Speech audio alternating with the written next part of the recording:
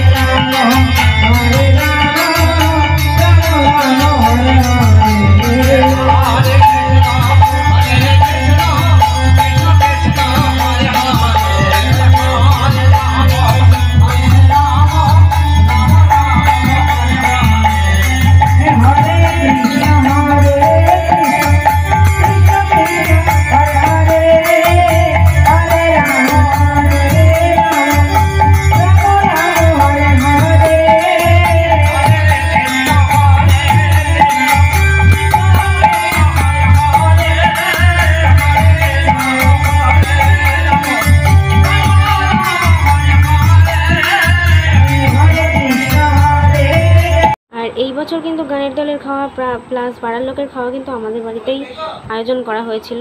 তো একসাথে খেতে বসে মজাই আলাদা। তো সারাদিন যেহেতু খাইনি, তো অনেক তেলিয়ে পেরিয়ে সেই কাজের মধ্যে ব্যস্ত ছিলাম। মা টেনে নিয়ে এসে বসালো, বললো এটাই সুযোগ, খেয়ে নে, নয়তো পরে খেয়ে নিতে পারবি না।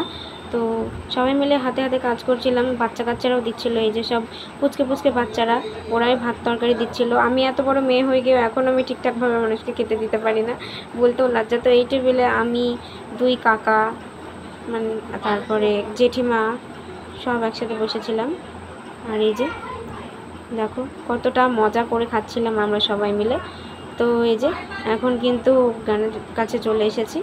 আর আমার একটা দল ভীষণ ভালো লেগেছে, মানে এই বছর যতগুলো দল এসেছে তার মধ্যে একটা দল যেটা রানীনগর থেকে এসেছে। তো সেই সম্প্রদায়টার নাম আমি জানি না, তো সেই সম্প্রদায়টার নাম যদি জানতাম অবশ্যই তোমাদেরকে বলতাম, কিন্তু আমি সম্প্রদায়ের নামটা জানি না।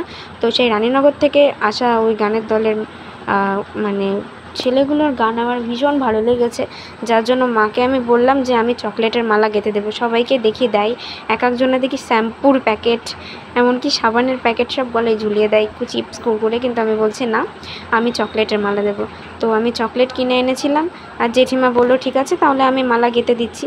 তো জেঠিমা আবার আমার সাথে সাথে টাকা দিয়েছিল।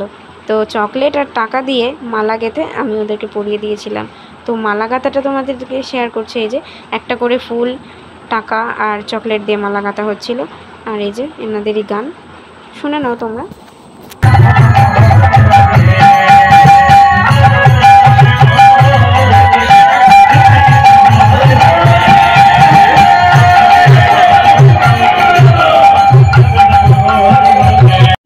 গান হচ্ছে কতটা পরিমাণে বিজি তোমরা তো বুঝতেই পারছো। ফুলের মালা গেঁথে দিতে হচ্ছে, তিলক করে দিতে হচ্ছে। সবসময় তো অনলাইন আসতেও পারছি না, ঠাকুরমশাই থাকছেন, অনলাইন আসলে আবার তিনি মানে বকা টকা দিতে পারেন, পুজোর ডিস্টার্ব হতে পারে, যার জন্য যতটা পেরেছি তোমাদেরকে দেওয়ার চেষ্টা করেছি। বাট আমি ভীষণ পরিমাণে দুঃখিত তোমাদের একদিন ভিডিও না দেওয়ার জন্য। প্রচণ্ড ব্যস্ত ছিলাম আমি, আর গান হচ্ছিলো যার জন্য আমি ভিডিওটাও এডিট করতে পারছিলাম না, যেহেতু একদম মন্দিরের পাশাপাশি গা ঘাসা বাড়ি, তার চোঙের আওয়াজ, তো ওই জন্য তো মানে ওই চোঙের আওয়াজে ভিডিও এডিটিং কিছুতেই সম্ভব নয়, তাই তোমাদের একদিন ভিডিও দিতে পারিনি, যার জন্য সরি। আর গানের ভিডিও কেমন লাগলো অবশ্যই জানিও।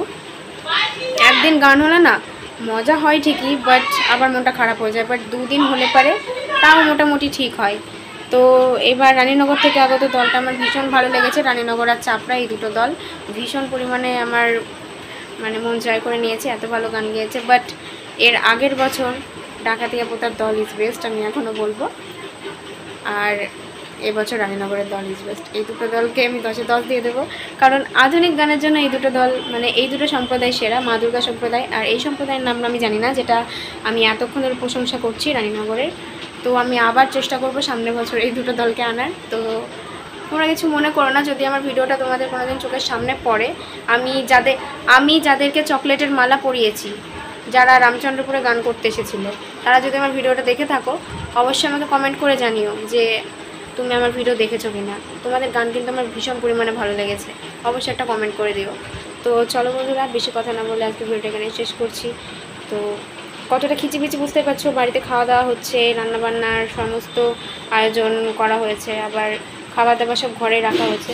তো এই সবে মাত্র আমি বিছানাটার চাদরটা চেঞ্জ করলাম, আর 2 রাত আমার ঘুম নেই। পরিবাসের রাত প্রায় 3টের সময় ঘুমিয়ে আবার 4টের সময় উঠে পড়েছি, সারাদিন জাগা ওই দিন। আবার গতকালকে গানের জন্য মানে আজকে গানের জন্য সারাটা দিন সারাটা রাত জাগা, যেহেতু সারাদিন সারা রাত তো কাজেই ব্যস্ত, আর রাতটুকু না ভেবেছিলাম ঘুমাবো, বাট রাত দেখবো বলে বসে রাত দেখেছি আর ঘুম হয়নি। তো সকাল 6টার সময় বাড়ি এসে আবার সেই যে 6টা থেকে জাগা, তার মানে 2 দিন একটানা জাগা, আমার প্রচণ্ড শরীর খারাপ করছে। তো এখন আমি ঘুমাবো, কালকে আমি স্কুল টিউশন কিচ্ছু যাবো না, কিছু করার নেই, আমারও তো শরীর বলো, আমারও তো একটু রেস্টের প্রয়োজন, 2 দিন রেস্ট পাইনি, ভাবতে পারছো। তো চলো আর বেশি বকবক না করে ভিডিওটা এখানে শেষ করছি। ভালো লাগলে অবশ্যই লাইক কমেন্ট শেয়ার এবং সাবস্ক্রাইব করে যেও, আর চ্যানেলটিকে অবশ্যই সাবস্ক্রাইব করে যেও। গোপুর আশীর্বাদের সবাই ভালো থেকো, সুস্থ থেকো, সাবধানে থেকো। আর হ্যাঁ, যদি তোমরা আমার ভিডিওটা দেখে থাকো মানে গানের দলের দাদা, তোমাদেরকে বলছি অবশ্যই একটা কমেন্ট করে যেও, কেমন লাগলো ভিডিওটা সেটা জানিয়ে যেও। টাটা।